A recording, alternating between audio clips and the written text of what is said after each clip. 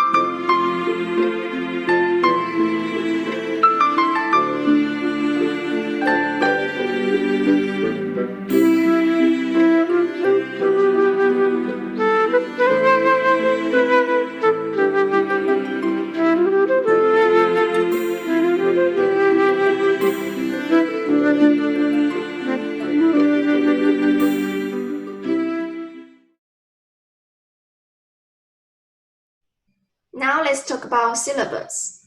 Chinese is the #1 spoken language in the world. Over 1.6 billion people, about 22% of the world's population, speak some form of Chinese as their first language. Our primary objective of this course is to be able to use Chinese in various contexts, to understand and appreciate the cultures, and to bridge with people from different backgrounds. There are two main components of this course, which are collaborative with Arizona's Road and Native Languages Standards. One of them is communication, which includes interpersonal, interpretive, and presentational skills. The other one is cultural competencies, which includes cultures, comparisons, connections, and communities. The content of this course will cover. The content is collaborative with Stage 1 of World Language Content Standard for California Public Schools 2009.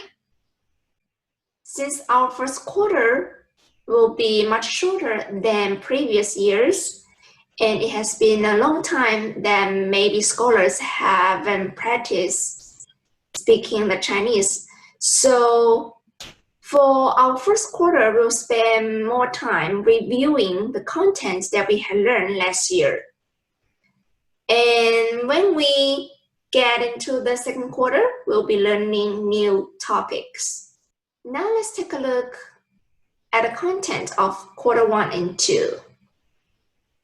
So introductions and procedures, an introduction of China, which includes like China's history or some traditional festivals, some customs, some legendary stories. And then we'll also learn or review Pinyin and Chinese characters, greetings and introductions, countries and nationalities, family members, body parts, animals, colors, clothing, numbers, days of the week, date and time, sports and activities, daily routine, and Chinese festivals. The objectives of this course are students shall be able to use Chinese in various contexts, to understand and appreciate the culture, and to bridge with people from different backgrounds. For the textbooks that we are going to use in our classroom teaching and learning are Easy Steps to Chinese 1, Textbook and Workbook, Chinese Made Easy 1 and 2, New Concept Chinese, Text 1 and Workbook 1, Varied Handout. It doesn't mean our scholars have to purchase the books for the Mandarin Chinese class. They don't. I'm just going to utilize all these textbooks for our classroom learning. However, if you want your scholars to take Mandarin Chinese class seriously in the long run, I will recommend you to purchase Easy Steps to Chinese for your kids. Students are recommended to have and maintain the following supplies for Mandarin Chinese class all year: a folder or a binder to keep all the handout papers, a notebook for taking the note, a second notebook for the assignment, project, homework, pencils, pencil sharpener, and erasers, color pencils or color pens. Attendance and tardy policy. Students is responsible for attending all classes. So for the attendance and tardy policies, please read student handbook for more details and guidelines. There are a few things I would like to emphasize for the tardy policy. So our school begins at 7:55 a.m.